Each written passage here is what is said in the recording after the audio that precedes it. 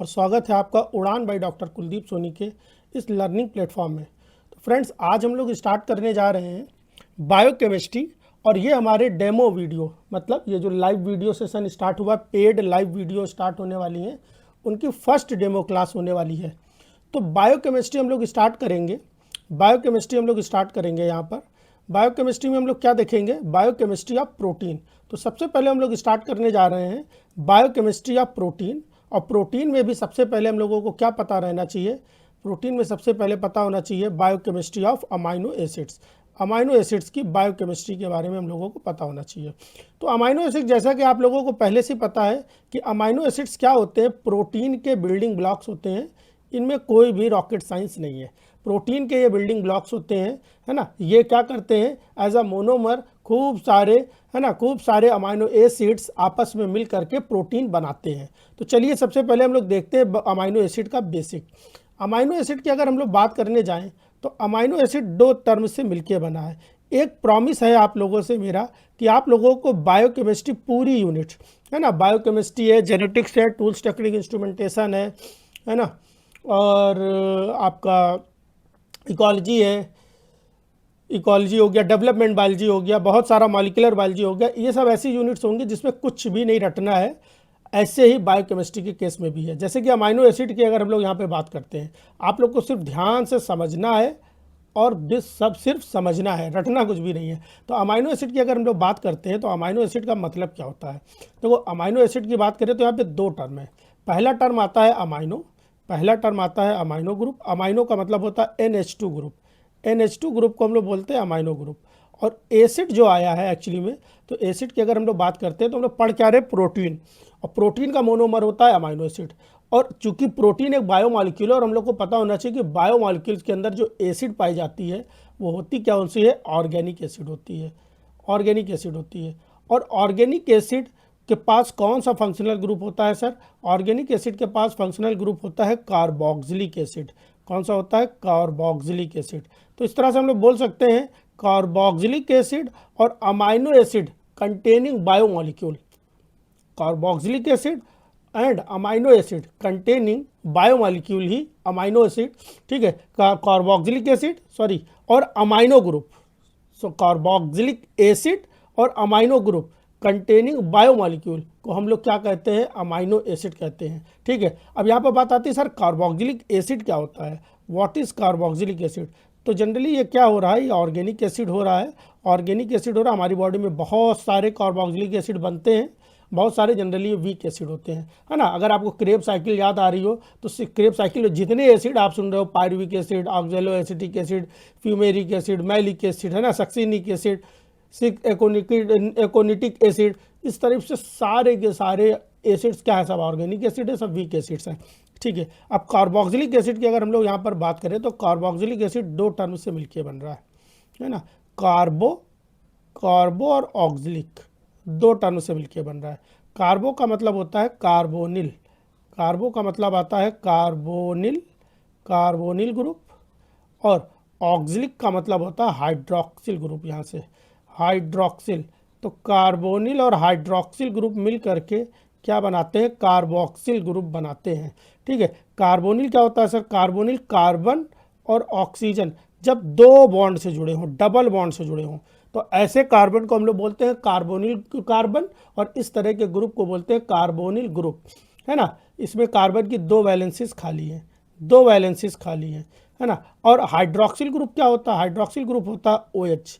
Hydroxyl group क्या होता है? OH, है ना, O और H, ठीक बात है, OH, है ना, OH। इसको बोलते हैं हम लोग क्या? Hydroxyl group. ये हो गया हाइड्रोक्सिल ग्रुप। तो इस तरह से अगर देखा जाए तो अमाइनो एसिड्स के पास में क्या पाया जाता है?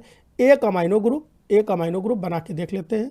एक अमाइनो ग्रुप है ऐसे कुछ, है ना। NH2 जो ऊपर मैंने लिखा था इसको ऐसे भी लिख सकते हैं, ऐसे ही लिखना चाहिए, है ना, समझने के लिए, NH2।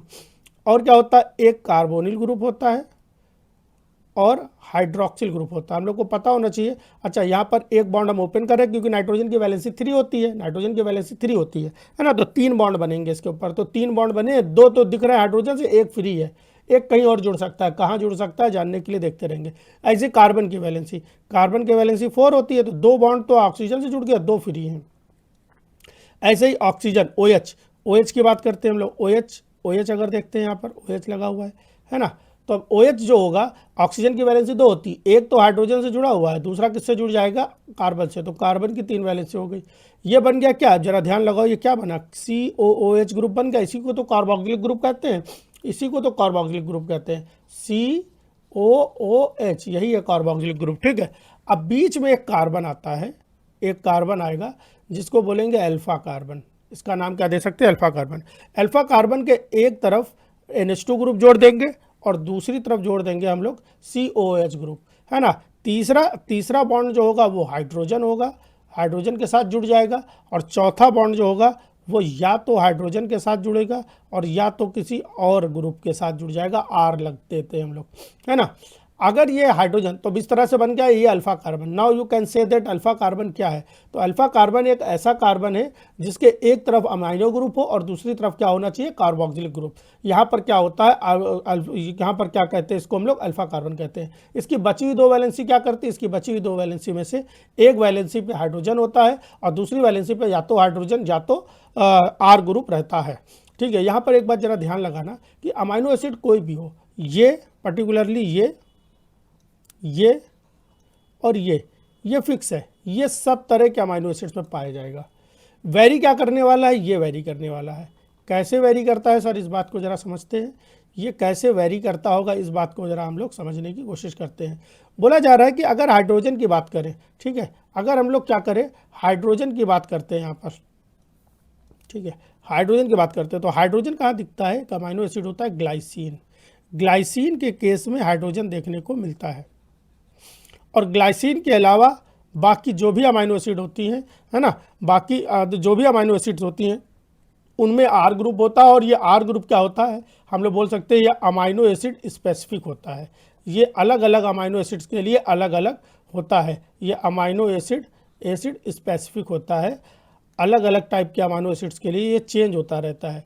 एक सुंदर सा इसका एग्जाम्पल बना करके हम लोग ज़रा देखते हैं, है ना, एक सुंदर सा इसका एग्जाम्पल देखते हैं। क्या बता रहे हैं, फिर से वही कहानी, C अल्फा कार्बन, एक तरफ हाइड्रोजन फिक्स हमेशा रहेगा, दूसरी तरफ COOH ग्रुप हमेशा रहेगा, फिक्स है, COOH ग्रुप फिक्स है।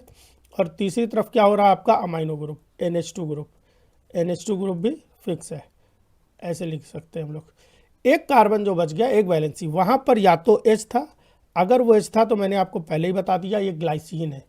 और अगर H नहीं है, अगर H नहीं हो रहा है यहाँ पर, है ना, अगर H नहीं हो रहा तब क्या होगा, H की जगह मान लिया हमने क्या लगा दिया यहाँ पर, CH3 लगा दिया। देखो ध्यान दो, H की तरह हमने क्या लगा दिया, CH3 लगा दिया। तो अगर CH3 यहाँ पे लगा रहे हैं तो अब ये अमाइनो एसिड चेंज हो गया, ये अमाइनो एसिड चेंज हो गया। हमने क्या बोला, अगर H लगाया था, है ना, H लगाया था तो वो क्या था, ग्लाइसिन था। अब H की जगह हम लोगों ने हटाया और क्या लगाया, R ग्रुप लगाया, R के फॉर्म में क्या लगाया, CH3 ग्रुप लगा दिया। Now it is what, it is alanine. अब ये क्या हो गया, एलेनिन हो गया, ठीक बात है।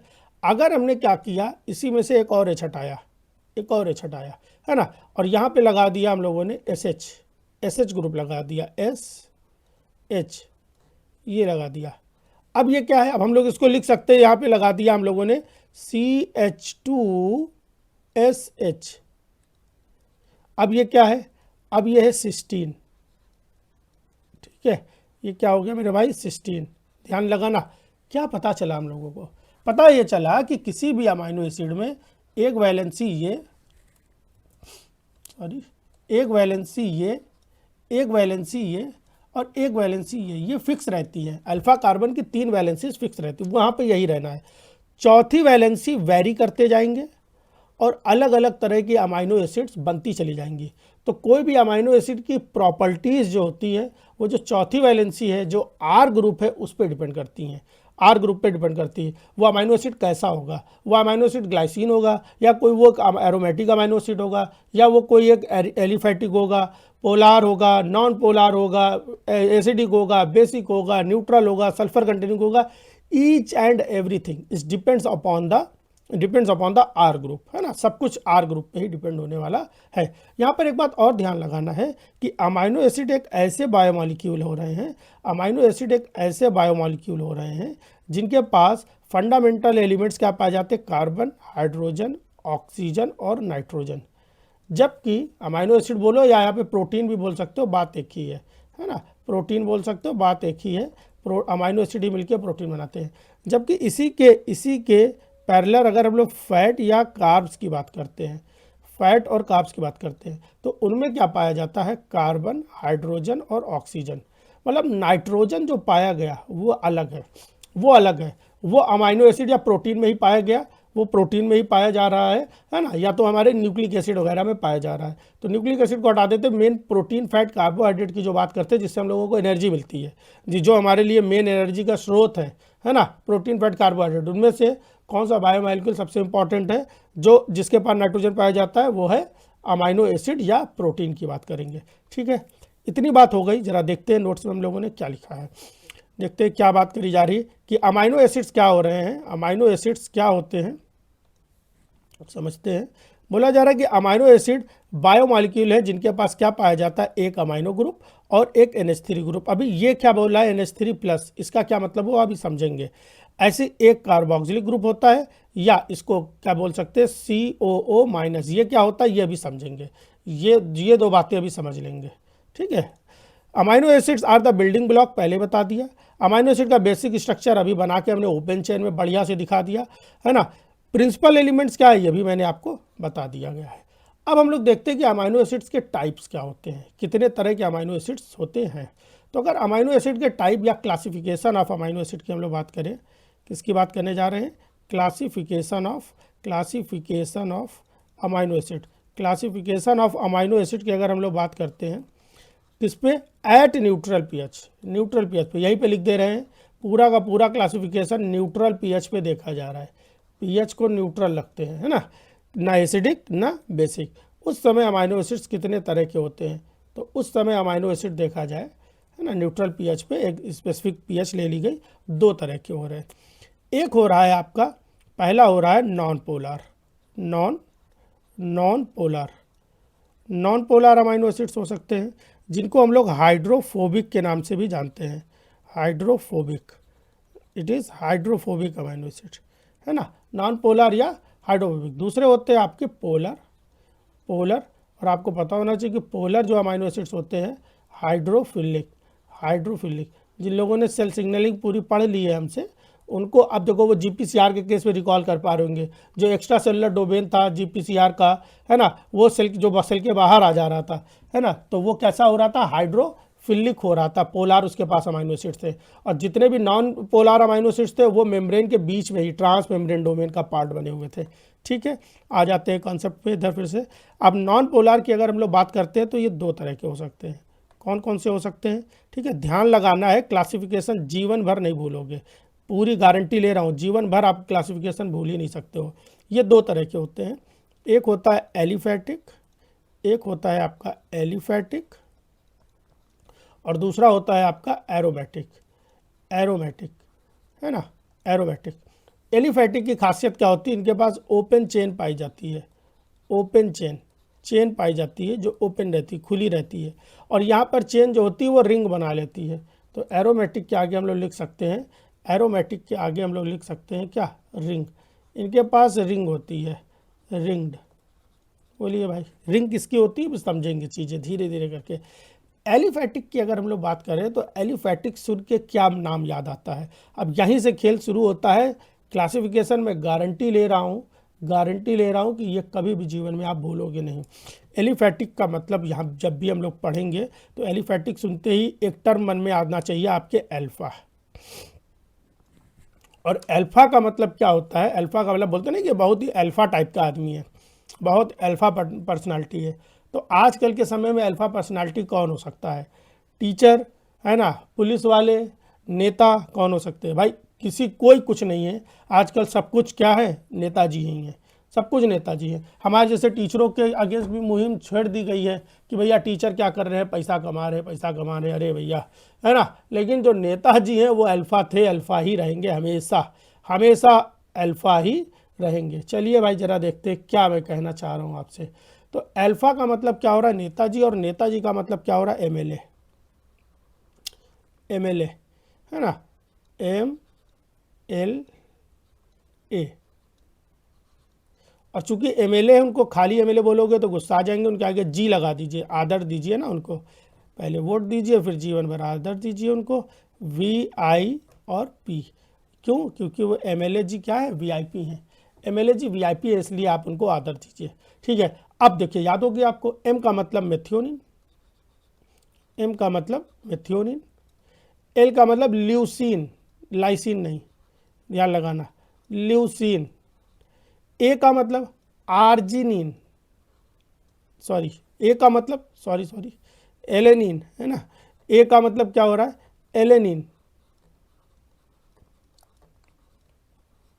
ठीक है, जी का मतलब ग्लाइसिन, वी मीन्स वैलिन, आई का मतलब आइसोल्यूसिन, और पी का मतलब हो रहा है आपका प्रोलीन। ठीक, ऐसे ही एरोमेटिक आते हैं। अब एरोमेटिक कैसे याद रखेंगे, एरोमेटिक याद रखेंगे हम लोग रिंग के फॉर्म में।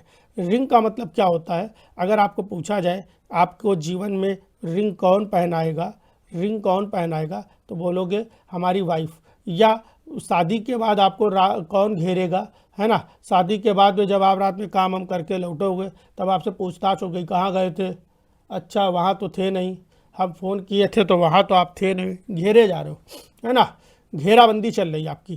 तो घेराबंदी करने का काम किसका है, ये वाइफ का है। ऐसा याद करने का तरीका है, भड़कने की ज़रूरत नहीं है। ये हो गया वाइफ। वाइफ का मतलब W का मतलब ट्रिप्टोफैन। हाँ, ये सिंगल लेटर एक्सप्रेशन है, ये आपको याद रहना चाहिए, ट्रिप्टोफैन याद रहना चाहिए, याद हो जाएगा, अभी याद करा देते हैं। वाई का मतलब टायरोसिन, वाई का मतलब यहाँ पर हो रहा है टायरोसिन से। और फा, एफ का मतलब फेनाइल एनालिन। तो फा वाला याद रखना तो बड़ा आसान है, फेनाइल एलानिन। ठीक है, फेनाइल एलानिन।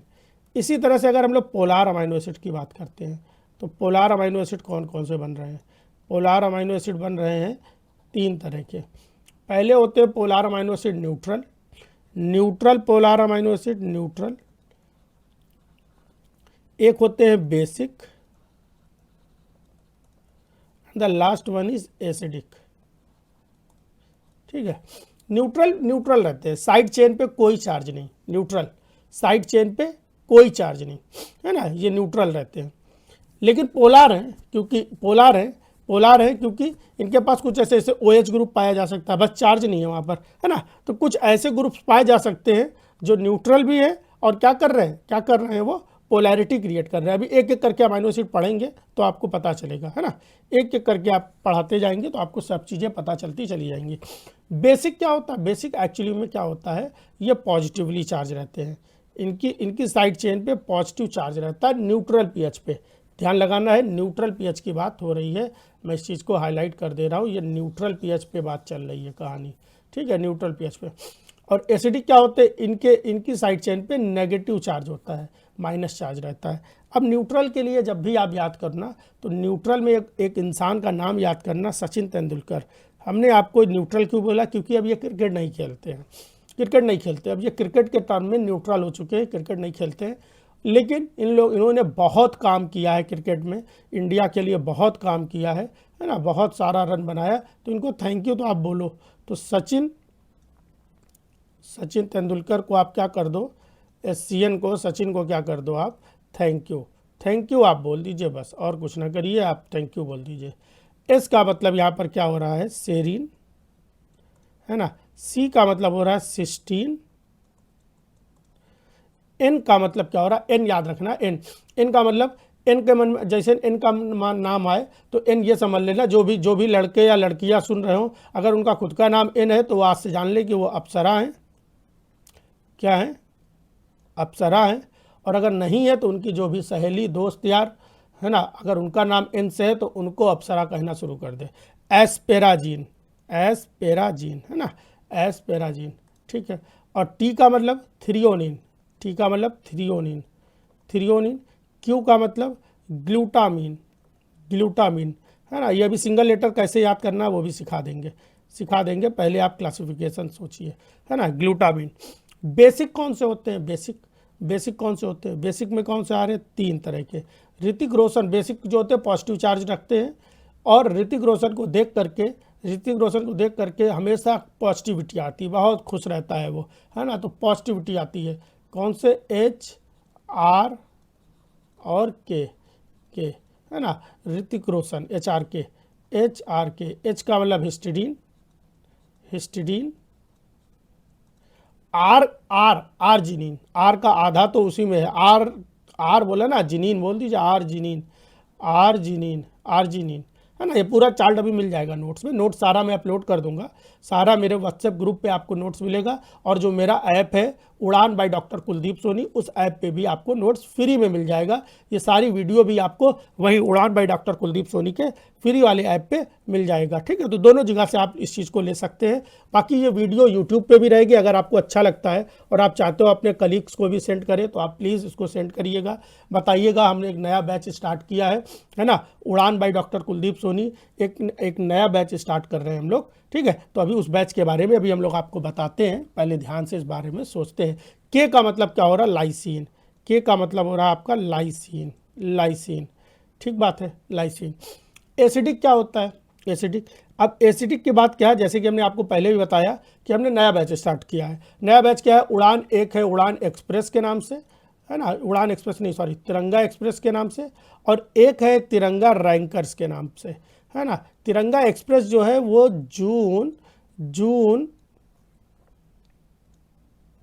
गड़बड़ हो गया, है ना, वो दिसंबर 2026 के एग्ज़ाम की प्रिपरेशन करा रहा है, दिसंबर 2026 के एग्ज़ाम की, है ना। इसकी वैलिडिटी हम लोग मान के चलते हैं 17 जनवरी 2027 तक रहेगी। 2026 कहने को है दिसंबर, इतनी जल्दी एग्ज़ाम होता नहीं, थोड़ा लेट जाता है, तो हम लोग थोड़ा और लेट तक ज़्यादा से ज़्यादा क्वेश्चंस की प्रैक्टिस करेंगे। अभी थोड़ा सा और भी अपने इस कोर्स के बारे में बताएंगे। दूसरा रैंकर है, रैंकर ये है जून, है ना, जून 2027 तक के चलेगा, जून 2027 की तैयारी इसमें कराएंगे, और ये जून 2027 तक के चलेगा। इसकी वैलिडिटी 17 जून तक की रहेगी, आज से, ठीक है, आज मान लेते हैं 17 अगस्त है, तो आज से 17 जून तक की इसकी वैलिडिटी रहेगी। लगभग सारी यूनिट्स 2 बार तो पढ़ ही लेंगे इसमें, ठीक है, 2 बार तो पूरी यूनिट्स हम लोग पढ़ लेंगे, ठीक बात है।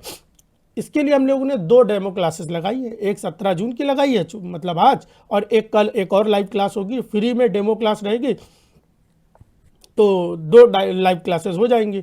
लाइव क्लासेस के बाद आएगी पैसा देने की बारी ट्रिक छुपी है भाई, ट्रिक छुपी है हमारी इसमें। जब आएगी हम कहेंगे पैसा दे, तो जब पैसा दे बोलेंगे तब आपके ऊपर आएगी निगेटिव चार्ज। हर बार ऐसा होता है ना। 15 लोग लाइव क्लास देखते हैं, जब पैसा देने की बारी आती है ना, पता चला 10 लोग चले गए या 5 लोग चले गए, तो उनके अंदर आ जाता है निगेटिव चार्ज। हमने क्यों आया, क्योंकि हमने बोला पैसा दे, पैसा मांग लिया। तो आपसे भी अगर कोई पैसा मांग लेगा तो आपके अंदर आएगा निगेटिव चार्ज। डी का मतलब हो गया एस्पार्टिक एसिड, है ना, एस्पार्टिक एसिड, एस्पार्टेट भी बोलते हैं। और ई का मतलब ग्लूटामिक एसिड, है ना, या ग्लूटामेट भी बोलते हैं, ग्लूटामिक एसिड या ग्लूटामेट के नाम से भी इसको जाना जाता है।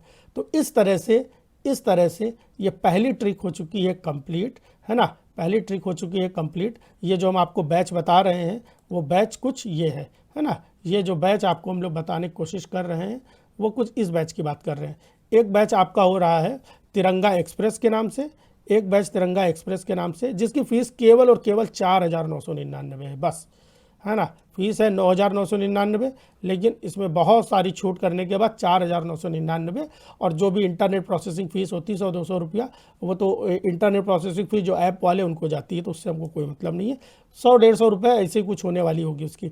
इसमें पर डे आपको लाइव क्लासेस मिलने वाले हैं, प्लस जो भी पढ़ाएंगे उसका रिकॉर्डेड लेक्चर मिलेगा, उसको चाहे जितनी बार आप देखिए, जब तक कि आपकी कोर्स की वैलिडिटी है। कोर्स की वैलिडिटी इसकी 17 जनवरी तक रहने वाली है, 17 जनवरी 2027 तक इसकी वैलिडिटी रहेगी। तब तक आप जितनी बार चाहिए उतनी बार अपने नंबर से, अपने रजिस्टर्ड नंबर से, अपने रजिस्टर्ड आईडी से देख सकते हैं।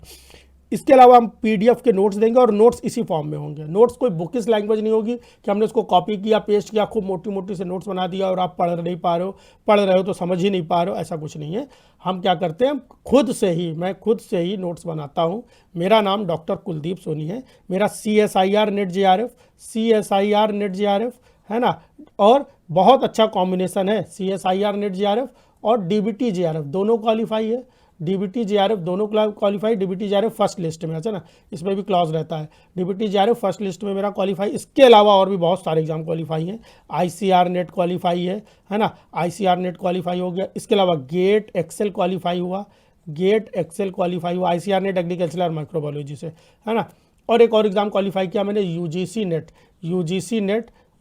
नेट है ना, वो भी क्वालिफाई किया। मेरा PhD जो है माइक्रोबायोलॉजी से है। और अभी हमारा यूपी में एडवर्टीजमेंट 51 हुआ था, एक और इम्पॉर्टेंट बात है ना, एडवर्टीजमेंट 51 हुआ था, उसमें मैंने जूलॉजी और बॉटनी दोनों से अवेल किया था और दोनों में मैंने एग्जाम दिया, मेरा दोनों क्वालिफाई हुआ था, है ना। लेकिन अब उस भर्ती का भर्ता बन चुका है, इसलिए बातों को हम लोग यहीं पर रोक करके आगे बढ़ते हैं। तो ये तो हो गया आपका उड़ान एक्सप्रेस बैच के बारे में। थोड़ा सा उड़ान रैंकर्स के बारे में क्या है, कि एक और बैच चला जिसकी फीस 7,999 है। इसमें भी सारी सुविधाएं मिलेंगी। इसमें पर डे जो होगा 1.5 आवर है ना, या 90 मिनट की classes per day live classes मिलने वाली हैं। वहाँ पर 3 घंटे की रहेगी, ऊपर वाली 3 घंटे की, लेकिन वो रहेगी सिर्फ 4 महीने के लिए। और ये 1.5 घंटे की क्लास होगी, 4 महीने तक 1.5 घंटे की। और जनवरी के बाद हम लोग थोड़ा और तेज़ी से खींचेंगे, वो 2 से 2.5 घंटे कोशिश करेंगे। यहाँ पर है ना, उड़ान एक्सप्रेस में एक यूनिट एक ही बार पढ़ाई जाएगी, यहाँ पर कम से कम 2 बार, हो सकता है कोई यूनिट 3 बार भी हो जाए, कोई स्पेशल यूनिट हो, बड़ा टिपिकल लग रही बच्चों को। हम लोग यहाँ पर डाउट सेशन जरूर रखते हैं। जो डाउट सेशन लिखा हुआ है ये फर्जी का नहीं लिखा हुआ है, डाउट सेशन रखते हैं। बच्चा आप बताएगा कि हमको सर इस वाले टॉपिक पे डाउट आ रहा, सेपरेट उनकी लाइव क्लास लगाएगी। सेपरेट डाउट सेशन का मतलब सेपरेट क्लास। मान लिया 5 बच्चों को इस क्लास में दिक्कत है तो 5 बच्चे उस टॉपिक को अलग से पढ़ सकते हैं। वो दोनों के लिए है, चाहे तिरंगा बैच हो, है ना, तिरंगा का रैंकर्स बैच हो या चाहे एक्सप्रेस बैच हो, डजंट मैटर। यहाँ पर भी रिकॉर्डेड लेक्चर मिलने वाला है। इसकी वैलिडिटी 17 जून तक रहेगी, 17 जून तक रहेगी, है ना। और एक PDF नोट्स भी मिलेगा। और आप चाहो तो एक कॉम्बो बैच भी रहता है 8,999 का, जिसमें आप दोनों कोर्स के लिए अवेल हो जाओगे। दोनों चीज़ें आप कर सकते हो, दिसंबर भी दम लगा के दे सकते हो एग्ज़ाम, और जून का भी आप जून के लिए भी रेडी हो सकते हो। तो चलिए टॉपिक को आगे बढ़ाते हैं, है ना। तो उम्मीद है आपको क्लासिफिकेशन याद हो गया होगा, सारा नोट्स दिया गया है, ये मैंने आपको समझा दिया, ये भी आपको समझा दिया, ये नोट्स दिया हुआ है यहाँ पर क्लासिफिकेशन। अब आपकी जिम्मेवारी ये बनती है कि आप वीडियो जहाँ पर भी आप वीडियो देख रहे हो उसको पॉज कर दो, पॉज करके आप लोग इसकी प्रैक्टिस कर डालो, है ना। ये पूरा बना लो एक बार। एलिफेटिक क्या हो गया, MLAG VIP हो गया। एरोमेटिक क्या हो गया, वाइफ हो गया। न्यूट्रल कौन हो गया, सचिन तेंदुलकर, थैंक यू, है ना। पॉजिटिव चार्ज कौन है, हमारे ऋतिक रोशन है, HRK। और निगेटिवली चार्ज क्या है, एस्पार्टिक एसिड और ग्लूटामिक एसिड। हमने HRK में हिस्टिडीन के ऊपर एक ये स्टार बनाया है, बाकी कहीं स्टार नहीं दिख रहा है। हिस्टिडीन सारे अमाइनो एसिड से लेके थोड़ा हटके हैं, तो अभी जब हम लोग हिस्टिडीन के बारे में पढ़ेंगे अलग से, है ना। वैसे यहाँ पे बताया गया, नोट्स आपको दिया जाएगा, लेकिन उतना ज़्यादा नहीं बताया गया, क्योंकि यहाँ पर एक टॉपिक और जानना था हम लोगों को, PK वैल्यू, PK के बारे में हम लोगों को पता होना चाहिए था। तो अभी यहाँ पर हिस्टिडीन को रोक देते हैं, अभी एक एक करके अमाइनो एसिड पढ़ाएंगे। आज अभी दूसरी 18 तारीख को एक दूसरी लाइव क्लास होगी, है ना, लाइव क्लास होने वाली होगी दूसरी, उसमें आपको मिल जाएगा पूरा एक एक करके सारे अमाइनो एसिड्स के बारे में, ठीक है। अब हम लोग सीखने जा रहे हैं zwitterionic nature of the amino acids. Amino acid की एक बड़ी खूबसूरत सी, एक बहुत ही ज़्यादा खूबसूरत सी, ठीक है, एक प्रवृत्ति होती है कि अगर उसका, पहली बात, अगर उसको PI वैल्यू पे रखा जाए, आइसो इलेक्ट्रिक पॉइंट। PI क्या होता है पहले जान लो, PI का मतलब क्या होता है, iso electric point. Sir iso electric point क्या है, आइसो इलेक्ट्रिक पॉइंट, ये आइसो इलेक्ट्रिक पॉइंट होता क्या है, एक्चुअली में आइसो इलेक्ट्रिक पॉइंट होता है एक ऐसी pH, एक pH है जिसपे, एक ऐसी pH है जिसपे नेट चार्ज जो है, नेट चार्ज जीरो हो जाए, नेट चार्ज जीरो हो जाए। आइसोइलेक्ट्रिक पॉइंट क्या है, PI। आइसोइलेक्ट्रिक पॉइंट क्या है, एक ऐसी pH है जिसपे किसी अमाइनो एसिड का नेट चार्ज कितना हो जाए, जीरो हो जाए, ठीक है। तो मान लिया कोई एक अमाइनो एसिड, अब पहली बात ध्यान लगाना, ये अमाइनो एसिड बनाने जा रहा हूँ फिर से, और हर बार आपको बनाना है, बोर होने की ज़रूरत बिल्कुल भी नहीं करनी। आगे आगे आपको सीखना है, या तो H या तो R, ठीक है। और यहाँ पर क्या होने वाला है, C डबल बॉन्ड O और O और H, ठीक बात है। और यहाँ पर क्या होने वाला है, यहाँ पर आपका आने वाला है NH। हाँ, अब चीज़ें ध्यान लगाना। होता क्या कि नाइट्रोजन के पास होता है लोन पेयर एक, ऑक्सीजन के पास होते हैं लोन पेयर दो, है ना। ऐसे इस ऑक्सीजन के पास भी लोन पेयर होगा, लेकिन अभी हमको इसकी कोई ज़रूरत है नहीं, है ना। हमको केवल इसकी ज़रूरत है, इसलिए हम केवल इसको बात कर रहे हैं। ये होता है लोन पेयर। और जब भी कोई बॉन्ड बनता है, चाहे ये बॉन्ड बना लो, चाहे कोई भी बॉन्ड बना लो, हर बॉन्ड में इलेक्ट्रॉन पार्टिसिपेट करते हैं, है ना। हर बॉन्ड में क्या होता है, इलेक्ट्रॉन पार्टिसिपेट करते हैं। ऐसे एक इलेक्ट्रॉन मान लिया ये ऑक्सीजन की तरफ से आया और एक इलेक्ट्रॉन आया हाइड्रोजन की तरफ से, इसको बोलते हैं हम लोग बॉन्ड पेयर, इसको बोलते हैं हम लोग बॉन्ड पेयर। ध्यान लगाना, ये हो गया आपका बॉन्ड पेयर, और ये जो है ये आपका हो गया लोन पेयर। अब देखो ध्यान ये लगाना कि एक्चुअली में अमाइनो एसिड ऐसे कभी रहती ही नहीं है इस फॉर्म में कि कोई चार्ज ही ना हो। होता क्या है किसी भी पीएच पे आप ले जाओ तो ये बॉन्ड जाता है टूट। मान लिया वो खूबसूरत सी पीएच क्या थी, इस खूबसूरत सी अमाइनो एसिड का पीआई वैल्यू थी, इसको हम इसका पीआई दे दें। पीआई का मतलब क्या है, आइसो इलेक्ट्रिक पॉइंट दे देते हैं, ठीक है, पीआई दे देते हैं। अगर इसको हम लोग पीआई पे ले जाए तब क्या होगा, पीआई पे ले जाते हैं तब क्या होता है, ठीक है, पीआई पे ले जाते हैं तब क्या होता है। और ये कभी नहीं पाया जाता, ये कब पाया जाता है, इन गैस फॉर्म, गैसियस स्टेट में। अमाइनो एसिड को गैस में चेंज कर दो तब ऐसा देखने को मिल सकता है, या सॉलिड स्टेट में ऐसा।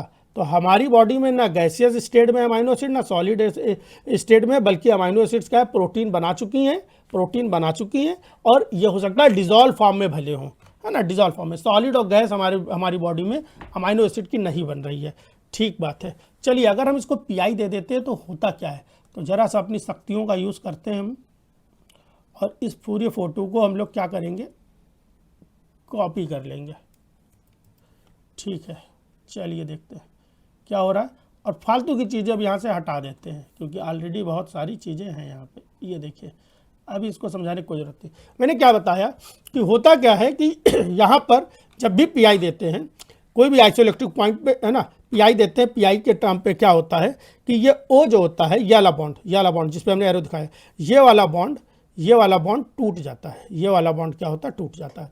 बॉन्ड जब भी टूटता है तो होता क्या है, इलेक्ट्रॉन मूव करता है, कहाँ से कहाँ मूव करता है, हाई इलेक्ट्रोनेगेटिव एलिमेंट की तरफ। बॉन्ड जब भी टूटता है तो bonded electrons high electronegative element की तरफ, हाई नेगेटिव माइनस करके हमने बताया तो नेगेटिव, है ना, इलेक्ट्रोनेगेटिव एलिमेंट की तरफ मूव कर जाता है। सबसे ज़्यादा इलेक्ट्रोनेगेटिव एलिमेंट होता है फ्लोरीन, सबसे ज़्यादा, है ना, सबसे ज़्यादा इलेक्ट्रोनेगेटिव एलिमेंट है फ्लोरीन। और फ्लोरीन के बाद दूसरा प्राइस जाता है ऑक्सीजन को। तो चूंकि यहाँ पर ऑक्सीजन से जुड़ा है तो अब इलेक्ट्रॉन कहाँ मूव करने जा रहे हैं, ऑक्सीजन की तरफ। तो जरा इलेक्ट्रॉन को मूव कराने की कोशिश करते हैं। देखिए हुआ क्या, अब ये वाला बॉन्ड तोड़ रहे हैं हम लोग। ये वाला पहले बॉन्ड हटाते हैं, बॉन्ड गए हो हट, बॉन्ड साहब हट जाइए आप, हट गया, ठीक है। अब हुआ क्या, ऑक्सीजन ने क्या किया, अपना इलेक्ट्रॉन ले लिया। ये देखिए यह वाला इलेक्ट्रॉन ऑक्सीजन का था, यहाँ से चला और ऑक्सीजन ने अपना इलेक्ट्रॉन ले लिया, ऑक्सीजन के पास आ गया। अब पूछा ये जा रहा है कि बताइए ऑक्सीजन पे कौन सा चार्ज आया, ठीक है। तो आपका जवाब होना चाहिए था कि सर आपका जवाब जो भी मन में आ रहा है, आपके मन में जो भी आ रहा है मन में सोच लीजिए, मैं क्या बता रहा हूँ। होता क्या है कि ऑक्सीजन का इलेक्ट्रॉन था ये, और ऑक्सीजन के पास आ गया, तो चार्ज कौन सा आया, कोई चार्ज नहीं आया। चार्ज कौन सा आया, कोई चार्ज नहीं आया। आपके पास जो रुपया था आपको ही दे दिया, आपको क्या फ़ायदा हुआ, कोई फ़ायदा नहीं। आपको क्या नुकसान हुआ, कोई नुकसान नहीं हुआ, है ना। अब क्या होने जा रहा है, इसके बाद क्या करेगा, ये हाइड्रोजन का भी इलेक्ट्रॉन ले लेगा। अब कौन सा चार्ज आने वाला है, हाइड्रोजन का इलेक्ट्रॉन भी पहुंच गया, है ना, हाइड्रोजन का भी इलेक्ट्रॉन पहुंच गया। अब कौन सा चार्ज आएगा, तो एक ट्रिक और, मैंने क्या बोला है, बायोकेमिस्ट्री, जेनेटिक्स, इकोलॉजी, एवोल्यूशन, है ना, tools, technique, instrumentation, development biology, molecular biology, ऐसी यूनिट्स है जिनको मैं पूरा का पूरा आपको सिखा दूंगा। रटना नहीं पड़ेगा, रटने में घटना है, और रट लोगे तो आप याद नहीं रख पाओगे वहाँ पर, ठीक है। इलेक्ट्रॉन इलेक्ट्रॉन ये लिखा हुआ है। इलेक्ट्रॉन को मान के चलते हैं क्या है, ये डेविल है। ये क्या है, एक तरह का डेविल है, भूत है। और ये भूत मान लिया यहाँ से भूत चला और ये भूत यहाँ पहुँच गया। आपके घर से भूत भाग के पड़ोसी के घर में चला गया। तो जहाँ भी भूत जाता है वहाँ पे निगेटिविटी फैलाता है और जहाँ से जाता है वहाँ पर पॉजिटिविटी क्रिएट होती है। जहाँ से जाता है पॉजिटिविटी, जहाँ पर जाता है निगेटिविटी। अब बताइए, पहला वाला तो इलेक्ट्रॉन ऑक्सीजन का ही था, तो ऑक्सीजन के पास आया तो कोई चार्ज नहीं आया। लेकिन दूसरे वाले इलेक्ट्रॉन की अगर बात करें तो वो हाइड्रोजन से गया तो हाइड्रोजन के पास आ गया प्लस चार्ज, और जहाँ गया, कहाँ गया, ऑक्सीजन के पास गया तो ऑक्सीजन के पास आ गया यहाँ पे माइनस चार्ज। यहाँ पे कौन सा चार्ज आ रहा है मेरे भाई, माइनस चार्ज। ठीक बात है। अब ये हाइड्रोजन बड़ा परेशान है। हाइड्रोजन कह रहा है यार मेरा इलेक्ट्रॉन कोई ले गया है। अब ये हाइड्रोजन परेशान था तो ये जाएगा सबके पास जाएगा, कहेगा यार मेरा इलेक्ट्रॉन ले गया। अगर हम क्या करें, कार्बन के पास क्या करें, मेरे पास है ही नहीं इलेक्ट्रॉन। इधर कार्बन, हाइड्रोजन बोला मेरे पास एक ही इलेक्ट्रॉन था, हम कार्बन से जुड़े हुए हैं। नाइट्रोजन के पास गया, नाइट्रोजन के बोला अरे मेरे पास तो लोन पेयर पड़ा हुआ है, एक खाली है इलेक्ट्रॉन का, रुक भाई मैं तुझे एक इलेक्ट्रॉन देता हूँ। तो नाइट्रोजन क्या करेगा, हाइड्रोजन को एक इलेक्ट्रॉन दे देगा, कहेगा ये ले मेरे प्यारे भाई, है ना, ये प्रोटॉन है एक्चुअली में, प्रोटॉन को ही अपना इलेक्ट्रॉन दे देगा। ये देखिए आ गया इसके पास इलेक्ट्रॉन, है ना। अब वही कहानी, इलेक्ट्रॉन जहाँ से जाएगा, नाइट्रोजन से गया तो नाइट्रोजन पे माइनस चार्ज, है ना, सॉरी नाइट्रोजन से गया तो नाइट्रोजन पे प्लस चार्ज, नाइट्रोजन पे प्लस चार्ज, और जहाँ पर जाएगा वहाँ पर माइनस चार्ज। अब ध्यान आपको ये लगाना है, आपको ध्यान देने वाली बात ये हो गई कि यहाँ पर आप देखो हाइड्रोजन पे प्लस चार्ज भी है और माइनस चार्ज भी है। तो 1 प्लस 1 माइनस, कितना प्लस चार्ज है मेरे भाई 1, कितना माइनस चार्ज है 1। तो 1 प्लस और 1 माइनस कैंसिल आउट हो गए, ये दोनों आपस में क्या हो गए, कैंसिल आउट। और यहाँ पर सुंदर सा एक बॉन्ड बन गया, सुंदर से क्या बन गया, एक बॉन्ड बन चुका है। ठीक है, सुंदर से एक बॉन्ड बन चुका है।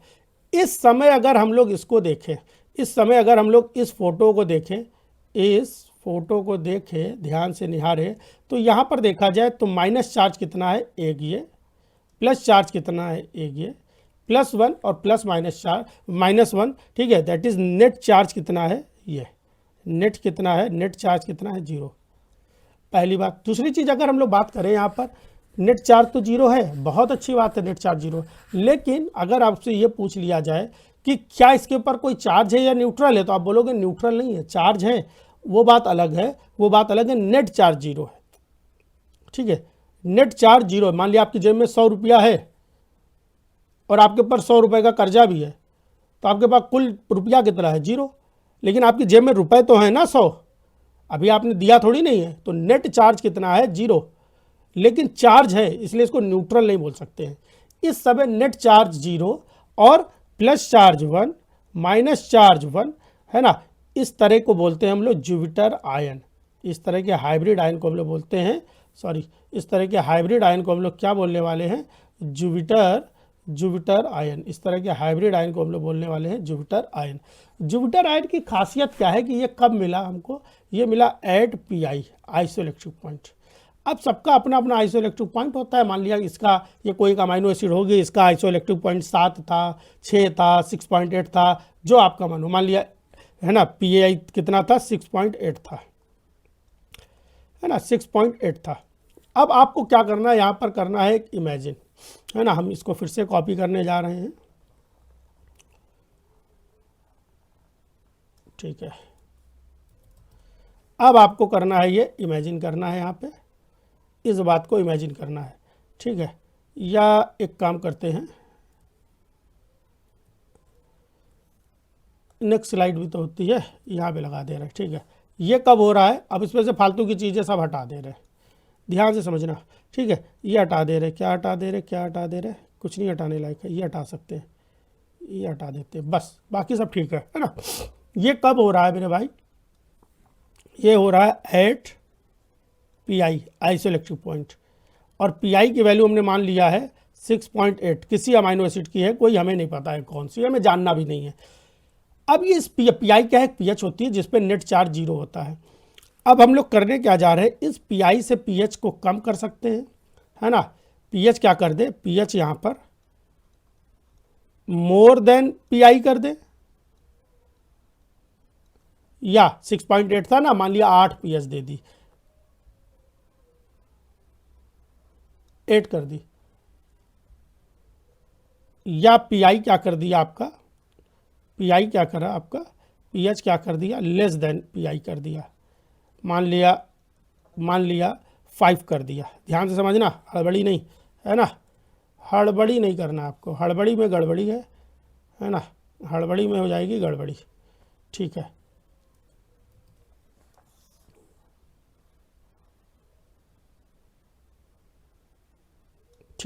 ठीक है भाई, चलिए समझते बात को। क्या बता रहे थे, फालतू की चीज़ें हटा देते हैं। अगर पीएच जो है पीआई से ज़्यादा कर देंगे, मतलब कैसी पीएच कर देंगे सर, बेसिक पीएच कर देंगे।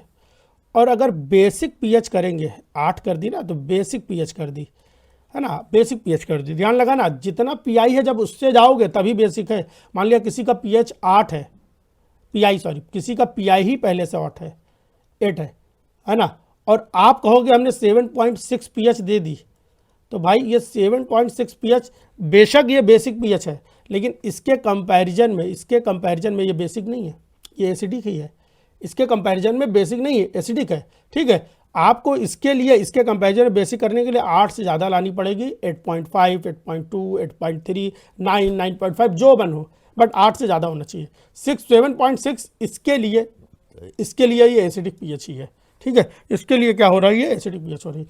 चलिए, तो अगर बेसिक पीएच 8 कर दी तो यहाँ पर नेगेटिव चार्ज आता है, नेगेटिव चार्ज आता है। ठीक है, और ये नेगेटिव चार्ज मान लिया OH माइनस बढ़ गया, क्या बढ़ गया, OH माइनस। बेसिक पीएच कैसे किया, OH माइनस। ठीक है, OH माइनस, तो OH माइनस आया तो मान लिया यहाँ पर OH माइनस आ गया, लगा देते हैं OH माइनस को।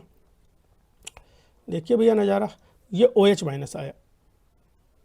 ठीक है, या एक काम और कर सकते हैं, इस H को हम लोग चाहें तो थोड़ा सा इधर से दिखा सकते हैं, क्या समस्या है, बात तो एक ही है।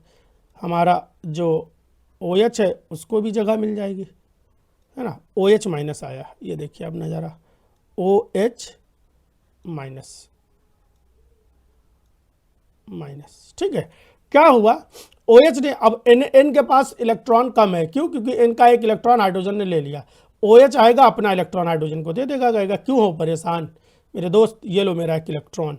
तो ये एक इलेक्ट्रॉन जो था अपने पास रखा, अपने पास रखा, और दूसरा वाला इलेक्ट्रॉन जो था, अपना इलेक्ट्रॉन अपने पास रखने पे कोई चार्ज नहीं आया, 1000 बार बता चुका हूँ मैं इतनी देर में। ठीक है, दूसरा वाला इलेक्ट्रॉन उठा करके इसने नाइट्रोजन को दे दिया। जब नाइट्रोजन को इसने इलेक्ट्रॉन दिया तो इसके पास चार्ज कौन सा आया, इलेक्ट्रॉन दिया तो प्लस चार्ज आया, और जहाँ इलेक्ट्रॉन गया वो माइनस चार्ज हुआ। ठीक बात है। अब आप खुद ही ध्यान लगाओ, मैंने फिर से देखो मैंने क्या बताया, फिर से देखो मैंने क्या बताया। देखिए हमने क्या बताया, और ये अपना एक इलेक्ट्रॉन अपने पास रखा, कोई चार्ज नहीं। दूसरा इलेक्ट्रॉन इसने नाइट्रोजन को दे दिया, दूसरा इलेक्ट्रॉन नाइट्रोजन को दे दिया तो नाइट्रोजन के ऊपर कौन सा चार्ज आया, है ना, दिया तो नाइट्रोजन के ऊपर कौन सा चार्ज आया, नाइट्रोजन के ऊपर आया माइनस चार्ज, और नीचे कौन सा चार्ज आ गया आपका, प्लस चार्ज, है ना, ये कौन सा चार्ज आ गया, प्लस चार्ज। अब यहाँ पर आपको ध्यान ये लगाना है कि ऑक्सीजन के पास प्लस और माइनस दोनों हैं। कितने हैं सर, एक प्लस है एक माइनस है, तो क्या एक प्लस, 1 प्लस और 1 माइनस को हम लोग कैंसिल आउट कर सकते हैं, जी हाँ कर सकते हैं। आप 1 प्लस 1 माइनस को कैंसिल आउट कर दिया, कोई दिक्कत नहीं। नाइट्रोजन के बाद देखो क्या है, 1 प्लस और 1 माइनस कैंसिल आउट हो गया, और यहाँ पे बन गया बॉन्ड। मतलब पीएच जब हमने आइसोइलेक्ट्रिक पॉइंट से ज़्यादा करी तो हुआ क्या, माइनस चार्ज क्रिएट हुआ, है ना। माइनस चार्ज ने क्या किया, अमाइनो एसिड के ऊपर पाए जाने वाले प्लस चार्ज को न्यूट्रलाइज कर दिया, और केवल बचा कौन सा चार्ज, माइनस चार्ज। तो आइसोइलेक्ट्रिक पॉइंट से ऊपर जाते हैं तो अमाइनो एसिड पे केवल माइनस चार्ज रहता है, ये बात बोला जा सकता है, प्रूफ कर दिया मैंने।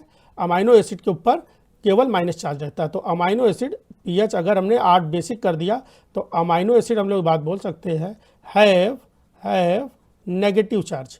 इसमें क्या समस्या है, इसमें कोई समस्या ही नहीं मेरे भाई, इसमें नेगेटिव चार्ज रहेगा। लेकिन अगर पीएच जो है आइसोइलेक्ट्रिक पॉइंट से कम कर दिया तब क्या होगा, इसी के जस्ट अपोजिट।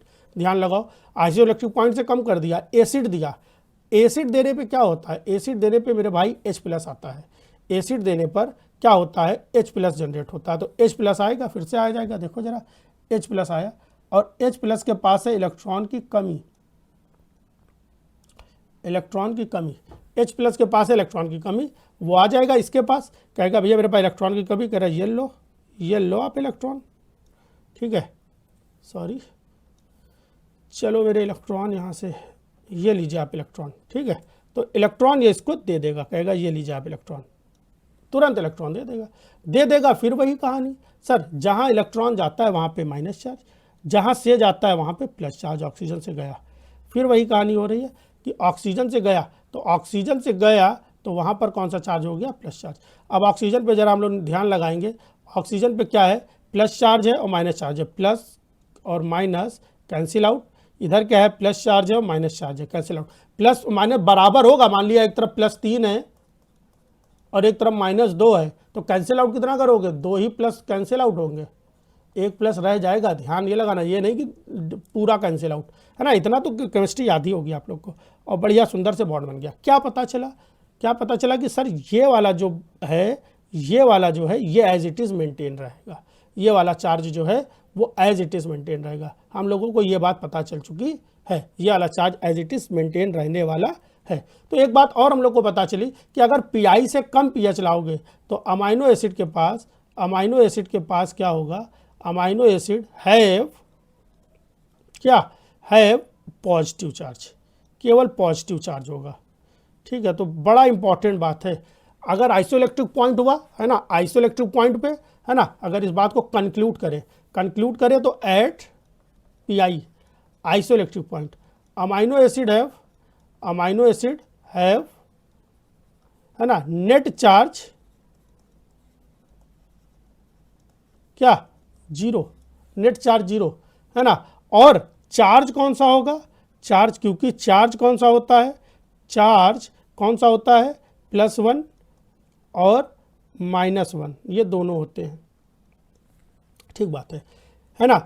पीएच क्या करेंगे, मोर देन पीआई कर रहे थे, है ना, मोर देन पीआई कर रहे थे, तो अमाइनो एसिड पे कौन सा चार्ज आ रहा था, अमाइनो एसिड हैव क्या, मोर देन पीआई से ज़्यादा, मतलब खूब सारा निगेटिव चार्ज डाल दिया, तो निगेटिव ने पॉजिटिव को कंट्रोल पे, निगेटिव ने पॉजिटिव को न्यूट्रलाइज कर दिया, केवल निगेटिव बचा, है ना। तो amino acid have only negative charge, है ना, नेगेटिव चार्ज होगा, मतलब क्या होगा, एनायन होगा, एनायन, ठीक है। तीसरी बात, एक कंक्लूजन और आया, पीएच को अगर हम लोगों ने लेस देन पीआई किया है तो यहाँ पर इसके अपोजिट होगा, amino acid have only positive charge, मतलब अमाइनो एसिड क्या बना लेगा, कैटायन। अब एक बात समझो, अगर कोई अमाइनो एसिड है उसको अगर हम लोग पीआई में रखें, है ना, और इलेक्ट्रिक फील्ड दे दे, इलेक्ट्रोफोर्सिस करा दे, है ना, तो अगर इलेक्ट्रोफोर्सिस कराएंगे, मान लिया इस केस में इलेक्ट्रोफोर्सिस कराएं, इस केस में इलेक्ट्रोफोर्सिस करा रहे हैं, तब क्या होगा, इस केस में इलेक्ट्रोफोर्सिस करा रहे हैं तब क्या होगा, बोला जा रहा है कि यहाँ पर इलेक्ट्रोफोरेटिक, है ना, माइग्रेशन नो, क्यों, क्योंकि प्लस चार्ज भी है और माइनस चार्ज भी है। या इसको छोड़ देते हैं, पहले देखते हैं, पहले ये वाला देखते हैं, है ना, पहले ये वाला देखते हैं। यहाँ पर देखते हैं, इसके पास आ गया एनायन, तो एनायन को अपनी ओर, ये भी एक ट्रिक है, एनायन को अट्रैक्ट करने वाला एनोड, है ना, तो इलेक्ट्रोफोर्सिस के समय, है ना, मूवमेंट का होगा, मूवमेंट किधर, टूवर्ड्स क्या, एनायन अट्रैक्टेंट एनोड, रटना नहीं है, बच्चे यही कंफ्यूज रहते हैं कि लास्ट में, कि क्योंकि ऑप्शन ऐसा बना देगा कंफ्यूज हो जाएंगे, रटना कुछ है ही नहीं, एनायन अट्रैक्टेंट एनोड, है ना, तो टूवर्ड्स एनोड, मूवमेंट किधर होगा, एनोड की तरफ होगा, बहुत अच्छी बात है। और पीएच अगर ज़्यादा है तो इसके जस्ट अपोजिट मूवमेंट, है ना, मूवमेंट क्या होगा, टूवर्ड सॉरी पीएच कम है, अगर पीएच कम है और चार्ज कैसा है, पॉजिटिव है, तो मूवमेंट किधर होगा, मूवमेंट टूवर्ड्स किधर होगा, cation catcher cathode, anion attractant anode, cation catcher cathode, cation को अपनी ओर खींचने वाला, कैच करने वाला कौन होगा, कैथोड। कभी जीवन में नहीं भूलोगे ये बात तो अब जीवन काल में कभी भूल ही नहीं सकते हो, कैटायन कैचर कैथोड, ठीक है। और यहाँ पर अगर देखें, यहाँ पर चूंकि प्लस चार्ज भी है और माइनस भी है, तो ये कहीं नहीं मूव होंगे, कैटायन कैथोड अपनी तरफ खींचेगा, एनोड अपनी तरफ खींचेगा, दोनों बराबर खींच रहे हैं, तो कहीं भाग ही नहीं पाएंगे। तो यहाँ पर नो नेट इलेक्ट्रोफोरेटिक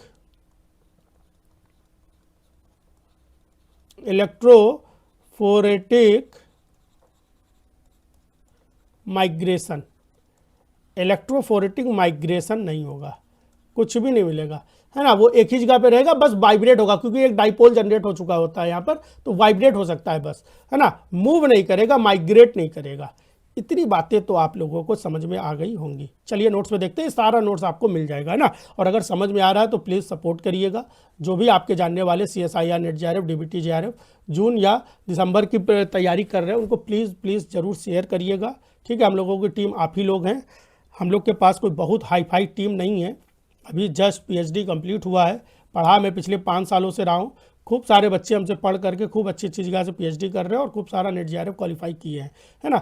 हम लोगों का पढ़ाने का केवल कंसेप्ट ये है कि बच्चों को कम से कम रटना पड़े, क्योंकि रटने पर भूल जाते हैं एग्ज़ाम के समय, और अगर भूल जाएंगे तो नंबर ही नहीं आएंगे, ठीक है। चलिए देखते हैं, चलिए देखते हैं। अब तो जुपिटर आयन के बारे में सब पता चल गया आपको। Amino acid can exist Jupiter ion, hybrid ion. Jupiter का मतलब ही होता है हाइब्रिड, जिसमें प्लस माइनस दोनों चार्ज हो। यहाँ पर पॉजिटिव चार्ज भी होता है, नेगेटिव चार्ज भी होता है। ये आइसोइलेक्ट्रिक पॉइंट पे देखने को मिलता है। यहाँ पर net charge plus minus equal to 0। एक इंपॉर्टेंट बात यह है कि यहाँ पर प्लस माइनस 0 का मतलब ये बिल्कुल भी नहीं है कि कोई चार्ज नहीं है, चार्ज है, प्लस भी है माइनस भी है, नेट चार्ज 0 है। ये मैं बार बार बोल रहा हूँ, नेट चार्ज 0 है। तो ये पॉइंट यहाँ पे लिखा हुआ है कि नेट चार्ज जो है 0 है। इसका मतलब ये नहीं है, इसका मतलब ये नहीं है कि कोई चार्ज नहीं है, चार्ज है। इसलिए ऑप्शन में आता है कि अमाइनो एसिड का नेट चार्ज 0 होता है। एक ऑप्शन ये आता है कि sorry at isoelectric point net charge of the amino acid is 0। एक ऑप्शन ये बनता है at isoelectric point amino acid become neutral. Neutral नहीं बोल सकते हैं, न्यूट्रल कौन सा होता है सर? न्यूट्रल अमाइनो एसिड आपने दिखाई ही नहीं है मुझको क्या। चलिए देखते हैं, न्यूट्रल अमाइनो एसिड मैंने बनाई थी, कहाँ बनाई है साहब ये है, ये देखिए आप इसकी फ़ोटो ज़रा देखिए, न्यूट्रल है ये। और एक्चुअली में मैंने बताया कि ऐसे अमाइनो एसिड पाई ही नहीं जाती है हमारी फिजियोलॉजी में, हमारी ह्यूमन सिस्टम में या किसी पर्टिकुलर लिविंग सेल में ऐसी अमाइनो एसिड नहीं होती है, ऐसी अमाइनो एसिड नहीं होगी। क्यों? क्योंकि कोई ना कोई तो पीएच होगी ही, या तो आइसोइलेक्ट्रिक पॉइंट पे पीएच होगी, या तो उससे ज़्यादा होगी, या तो उससे कम होगी, तो कुछ ना कुछ तो चार्ज रहने वाला है। तो सर ऐसा कहाँ पाया जाता है? ऐसा पाया जाता है गैस फेज में या सॉलिड स्टेट में अमाइनो एसिड की, है ना। और हमारी बॉडी में ना गैस फेज में अमाइनो एसिड टहल रही है, ना सॉलिड फेज में टहल रही है ना। या तो special non aqueous condition create की जाए तब भी ऐसा बन सकता है। और हमारी बॉडी में बगैर पानी बिन सून, पानी बिन तो कुछ नहीं मिल सकता है, पानी बिन सून मोती मानुस चून, है ना ऐसा कुछ बोलते हैं ना। ठीक है, तो चलिए भाई आगे समझते हैं। ठीक है, टॉपिक आगे बढ़ते हैं हम लोग। बस वही 20 मिनट की और वीडियो बची हुई है, ध्यान से समझना है और दूसरी क्लास में आज जरूर आप लोग को कनेक्ट हो जाना है। ठीक है, चलिए carbon numbering in the amino acid. Amino acid में कार्बन नंबरिंग, तो कार्बन नंबरिंग करने के 2 तरीके होते हैं। एक होता है IUPAC नॉमेनक्लेचर को फॉलो कर लो, और दूसरा तरीका होता है ग्रीक लेटर का। Greek letter IUPAC nomenclature generally कहाँ से शुरू होता है? कार्बोनिल कार्बन से। कार्बोनिल कार्बन से कहाँ से शुरू हो रहा है? ये कार्बोनिल कार्बन से। ये देखिए यहाँ से, है ना, यहाँ से, या थोड़ा सा कलर बदलते हैं, ये देखिए यहाँ से शुरू हो रहा है कार्बोनिल कार्बन से, है ना। 1 2 3 4 5, ठीक है, ये हो गया आपका कार्बोनिल कार्बन। ठीक है, दूसरी बात अगर हम लोग बात करते हैं, दूसरा आता है ग्रीक लेटर। ये बड़ा इंपॉर्टेंट है। ग्रीक लेटर क्या है? बहुत ज़्यादा इंपॉर्टेंट है। ग्रीक लेटर कहाँ से स्टार्ट होता है? ग्रीक लेटर एक ऐसे कार्बन से स्टार्ट होता है, ये पहले भी बता चुके, एक ऐसे कार्बन से स्टार्ट होता है जिसकी 2 वैलेंसीज, एक तरफ कार्बोनिल ग्रुप जुड़ा हो, है ना, और दूसरी तरफ कौन सा ग्रुप जुड़ा हो? अमाइनो ग्रुप जुड़ा हो। दूसरी तरफ कौन सा ग्रुप जुड़ा हो मेरे भाई? Amino group. दूसरी तरफ कौन सा ग्रुप जुड़ा हो? Amino group. इसको बोलते हैं हम लोग क्या? Alpha carbon. Alpha carbon. और अल्फा से डायरेक्टली जुड़े हुए कार्बन को, लंबी चेन वाली कार्बन को बीटा कार्बन, है ना। बीटा के बाद गामा, गामा के बाद डेल्टा। इस तरह से कहानी चलती चली जाएगी, है ना। डेल्टा के बाद एप्सिलॉन, इस तरह से कहानी चलती चली जाएगी। तो ये अमाइनो एसिड पाया जा रहा है ना, ये अमाइनो एसिड पाया जा रहा है। कमेंट करके बताइएगा कि ये कौन सी अमाइनो एसिड की फ़ोटो है, ये कौन से एक एक अमाइनो एसिड की फ़ोटो बताएंगे, एक एक चीज़ सिखाएंगे। खूब क्वेश्चन पूछे जाते हैं, खूब क्वेश्चन इसमें पूछे जाते हैं। तो उम्मीद है आपको नंबरिंग समझ में आ गया होगा। अब इसके बाद हम लोग एक बात और देखते हैं कि कायरल एसिमेट्रिक कार्बन क्या होते हैं। कायरल एसिमेट्रिक कार्बन क्या रहते हैं।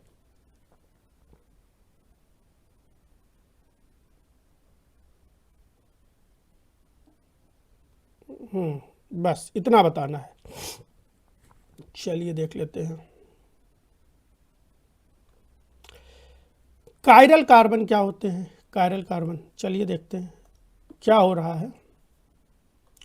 मान लिया, आ जाओ, ठीक है, मान लेते हैं क्या हो रहा है। ये कार्बन है, अल्फा कार्बन है ना, और इसकी तरफ इसमें क्या किया जा रहा है, इसकी 4 वैलेंसीज हो रही है। हाइड्रोजन है ना, अमाइनो ग्रुप,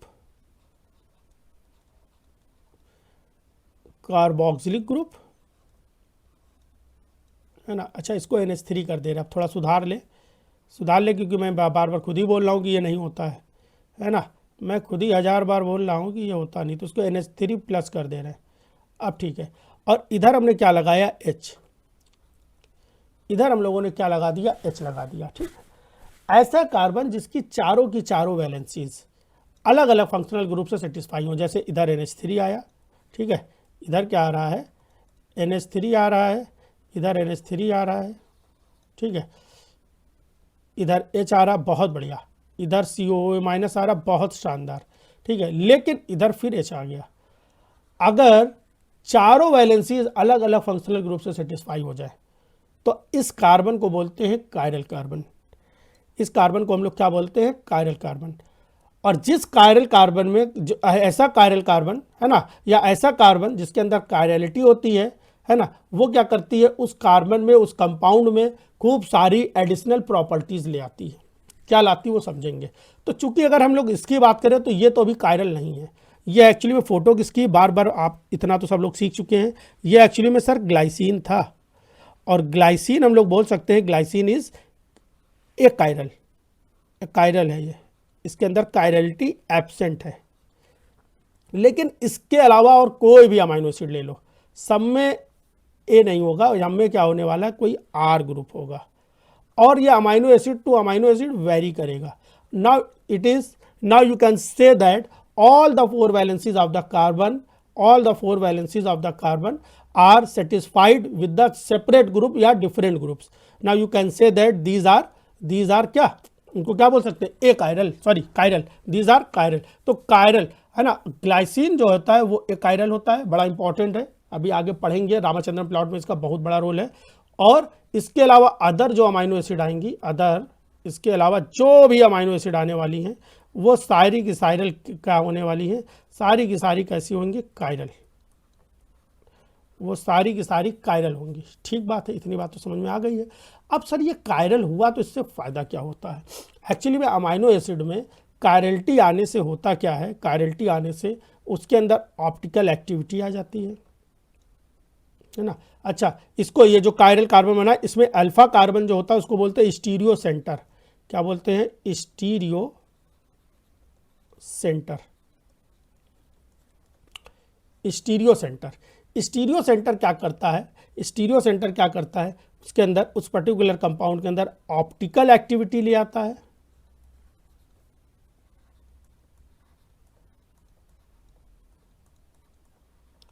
ऑप्टिकल एक्टिविटी ले आता है, और क्या ला सकता है ना, और क्या ला सकता है, उसके अंदर स्टीरियो आइसोमेरिज्म क्रिएट कर सकता है।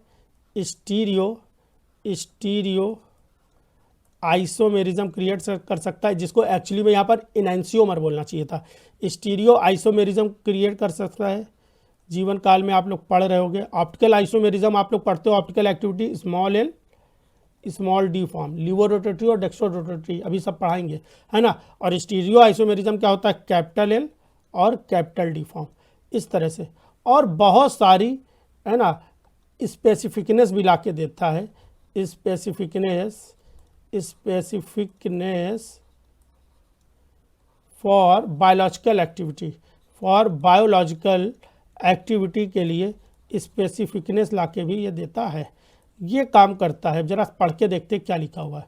बोल रहा है कि कायरल कार्बन, जिसको हम लोग stereogenic centre, is a carbon atom attach to the 4 different group, पढ़ा दिया गया है। ग्लाइसिन जो होता है उसको छोड़ दो, बाकी सारे नेचुरल अमाइनो एसिड जो होते हैं उनके अंदर एक कायरल अल्फा कार्बन जरूर होता है, एक से ज़्यादा भी हो सकते हैं, जनरली एक तो रहना ही रहना है ना, एक तो रहना ही रहना है, एक से ज़्यादा हो सकते हैं या नहीं हो सकते हैं, जानने के लिए आप लोग पढ़ते रहिए, है ना। ग्लाइसिन जो होता है एक कायरल होता है क्योंकि इसके पास अल्फा कार्बन जो होता है वो कायरल नहीं होता है, वो दो आइडेंटिकल हाइड्रोजन एटम से जुड़ा होता है। ये चीज़ आपको मैंने अभी आपको सिखा दी है। चलिए आगे क्या बोला, कायरलिटी से होता क्या है, ऑप्टिकल एक्टिविटी आती है, स्टीरियो आइसोमेरिज्म शो करने की क्षमता आ जाती है और बायोलॉजिकल स्पेसिफिकनेस आ जाती है। ऑप्टिकल एक्टिविटी के मतलब सर समझा दीजिए ज़रा।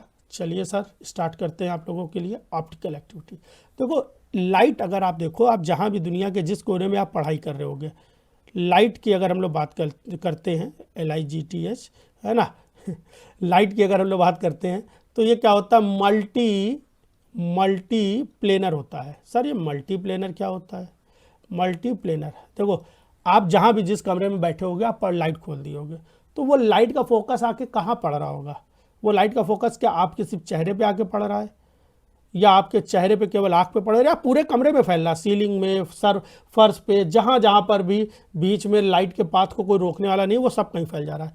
मतलब ये मल्टीप्लेनर लाइट है। ये लाइट कमरे में हर दिशा में इधर भी जा रही है, इधर भी जा रही है, इधर भी जा रही है, इधर भी जा रही है, इधर भी जा रही है, इधर भी जा रही है, ऊपर भी जा रही है लाइट, नीचे भी आ रही है लाइट। बोलिए भाई, इस तरह की लाइट को बोलते हैं मल्टीप्लेनर लाइट। लेकिन जब इसी मल्टीप्लेनर लाइट को हमने क्या किया, मल्टीप्लेनर लाइट को सिंपली एक पोलराइजर पे जाके टकराया। किस पे जाके टकराया मेरे भाई, पोलराइजर। ये एक पोलराइजर, सुंदर सा पोलराइजर हमने बना दिया और इसी पे जाकर के इसको टकरवा दिया। ये टकरवा गया, ये देखिए ना ज़रा, ये इस पर टक्कर मार दिया, इस पर टक्कर मारेगा। ये पोलराइजर है, क्या है मेरे भाई, पोलराइजर। तो इस पोलराइजर ने क्या कर दिया, इस लाइट को, मल्टीप्लेनर लाइट को, MPL बोल दे रहे हैं, मल्टीप्लेनर लाइट को काहे में चेंज कर दिया, प्लेन पोलराइज्ड लाइट में। काहे में चेंज कर दिया, PPL में, plane polarised light. Plane polarised मतलब इसके पास सिंगल प्लेन है, एक ही प्लेन पे चल रहा है, सिंगल प्लेन। या तो इस दिशा में जा रहा है तो या तो इस दिशा में जा रहा है, या तो इधर जा रहा है, या तो इधर जा रहा है, या तो इधर जा रहा है, एक प्लेन पे चलेगा। तो हम बोल सकते हैं सिंगल प्लेन है, सिंगल प्लेन है इसके पास, plane polarised single plane. Hindi में इसको बोलते हैं समतल ध्रुवित प्रकाश, समतल ध्रुवित प्रकाश, है ना। अब ये प्लेन पोलराइज्ड लाइट जब जा करके टकराती है किसी भी अमाइनो एसिड के सॉल्यूशन से, मान लिया इसके अंदर अमाइनो एसिड भरा हुआ है, अब इसके अंदर क्या कर दिया हमने, अमाइनो एसिड का सॉल्यूशन भर दिया है ना। अब ये अमाइनो एसिड का सॉल्यूशन भी हो सकता है, जरूरी नहीं ग्लूकोज फ्रक्टोज हो सकता है, कुछ भी बायोमॉलिक्यूल हो सकता है, कोई भी मॉलिक्यूल हो सकता है ना। चूंकि हम लोग पढ़ रहे हैं अमाइनो एसिड, इसलिए सिर्फ अमाइनो एसिड से ही मतलब रखेंगे, ठीक है। अमाइनो एसिड से जाकर ये टकराया, जब ये टकराएगा समतल ध्रुवित प्रकाश, जरा टक्कर मार देते हैं इसकी सही से, है ना।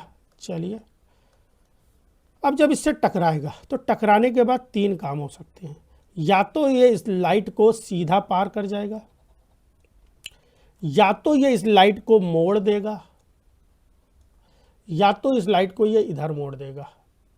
दो दिशाओं में मोड़ सकता है। अगर ये लाइट को सीधा जाने दिया तो हम लोग बोलेंगे ये कंपाउंड की बात कर रहे हैं, उस लाइट के लिए, प्लेन पोलराइज्ड लाइट के लिए, PPL जा रहा था, PPL के लिए ऑप्टिकली इनएक्टिव है, क्लियर है। लेकिन अगर इसने लाइट के पाथ को मोड़ दिया, रोटेट कर दिया, तो इसको हम लोग बोलेंगे इट इज ऑप्टिकली एक्टिव,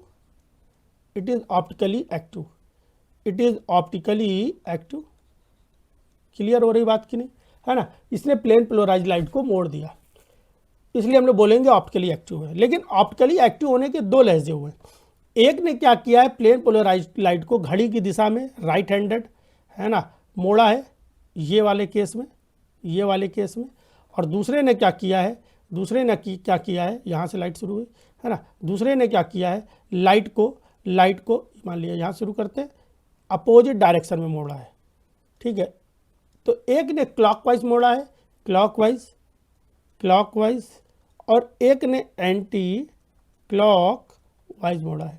जिसने क्लॉकवाइज मोड़ा है उसको हम लोग बोल सकते हैं ये क्लॉकवाइज लाइट, सॉरी ये एंटी क्लॉकवाइज लाइट मुड़ी, एंटी क्लॉकवाइज लाइट मुड़ रही है ना, एंटी क्लॉकवाइज लाइट मुड़ रही है। इसको हम लोग दिखाते हैं माइनस से, इससे दिखाते हैं माइनस से। और जहाँ पे क्लॉकवाइज मुड़ता है यहाँ पर लाइट कैसे मुड़ रही है भाई, क्लॉकवाइज मुड़ रही है।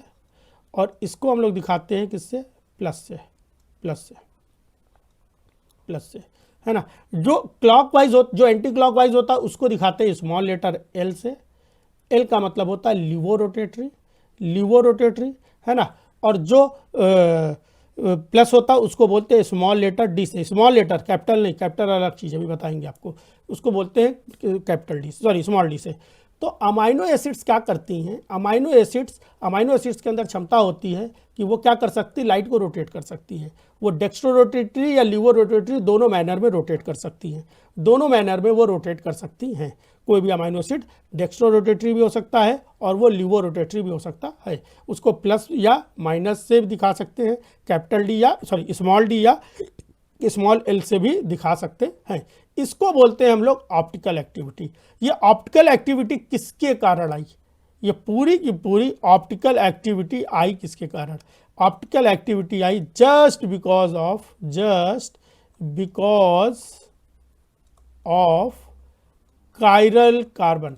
अगर अमाइनो एसिड में कायरलिटी ना हो तो उसके अंदर ऑप्टिकल एक्टिविटी भी देखने को नहीं मिलेगी, ठीक है। तो अगर हम लोग बोले ग्लाइसिन जो है वो ऑप्टिकली इनएक्टिव है और other amino acid optically active है, क्यों? अब इसका आंसर आप लोग वीडियो पॉज करिए, सोचिए। ग्लाइसिन ऑप्टिकल एक्टिव है, सॉरी ऑप्टिकली इनएक्टिव है और other amino acid optically active होते हैं, ऐसा क्यों? ठीक है, चलिए हम लोग एक एक करके चीज़ों को शुरू करते हैं। क्या बताया जा रहा है, देखिए बोला जा रहा ऑप्टिकली एक्टिव में क्या होता है, यहाँ पर लाइट को रोटेट किया जाता है, rotation of plane polarised light, that is plus minus, है ना, डी एल। दूसरी चीज स्टीरियो आइसोमेरिज्म क्या हो रहा है यहाँ पर, स्टीरियो आइसोमेरिज्म यहाँ पर एक कायरल कार्बन अमाइनो एसिड होगा, कैन एग्जिस्ट एज टू इनैंसियोमर, दो इनैंसियोमर बना सकता है। एक्चुअली में स्टीरियो आइसोमेरिज्म दो तरह का होता है, इनैंसियोमर और डाइस्टीरियोमर्स। अभी आगे हम लोग पढ़ेंगे, खूब अच्छे से पढ़ेंगे और उम्मीद है अभी तक कुछ भी रटने लायक नहीं होगा। कुछ भी रटने लायक हो सीधे आप हमको मैसेज करिए कि सर हमको ये वाली बात समझ में नहीं आई, 8960031072 पे व्हाट्सएप करिए मुझे तुरंत। हालांकि नंबर आपको दे रखा है, शुरू में भी लगा रखा है, विज्ञापन में भी लगा रखा है, सब कहीं पड़ा हुआ है, ठीक है। Small D, sorry capital D और कैपिटल एल, इसको कैपिटल डी और कैपिटल एल से दिखाया जाता है, कैपिटल डी और कैपिटल एल से। अब देखो होता क्या है इसमें, एक्चुअली में होता क्या है, अभी ऑप्टिकल एक्टिव की बात हो रही थी, अब बात होने वाली है स्पेशियल अरेंजमेंट की। किसकी बात हो रही है, स्पेशियल, स्पेशल नहीं, स्पेशियल अरेंजमेंट, स्पेस के अंदर अरेंजमेंट। मान लिया ये है, ये स्पेस के अंदर है, पूरा स्पेस है, जहाँ हम बैठे वो स्पेस ही तो है, अंतरिक्ष की बात नहीं हो रही, खाली स्पेस, तो ये स्पेस हो गया। अब यहाँ पर आपको दिख रहा है कि ये जो ये है, मान लिया इसको COH ग्रुप मान लेते हैं। अब COH ग्रुप इधर था या अमाइनो ग्रुप इधर था, अगर हम इसको ऐसे कर दें तो ये स्पेस में ऊपर चला गया, अगर हम इसको नीचे कर दें या इधर कर दें तो स्पेस में इधर आ गया, अगर हम इसको इधर कर दें तो स्पेस में इधर आ गया। ये हो क्या रहा है, ये हो ये रहा मेरे भाई कि आपने लगातार स्पेशियल अरेंजमेंट चेंज किया है। और स्पेशियल अरेंजमेंट चेंज करने से क्या होता है, स्पेशियल अरेंजमेंट चेंज करने से क्या होता है, एक अलग अलग तरह के स्पेशल स्ट्रक्चर बनते हैं। ये स्पेशल स्ट्रक्चर क्या होते हैं, जिनका मॉलिक्यूलर फार्मूला तो सेम रहता है, लेकिन स्ट्रक्चरल फार्मूला अलग हो जाता है। स्ट्रक्चर जो होता है वो अलग बन जाता है। बोलिए भाई, स्ट्रक्चर भी अलग बन जाता है। एक तरह से भी बोल सकते हो स्ट्रक्चर भी एक जैसा रहता है, लेकिन स्पेशियल अरेंजमेंट अब ज़्यादा अच्छा रहेगा, स्पेशियल अरेंजमेंट अलग हो जाता है। स्ट्रक्चर अलग बनता है, ये नहीं बोलना चाहिए, स्ट्रक्चर फार्मूला भी सेम है, स्ट्रक्चर भी सेम है ना।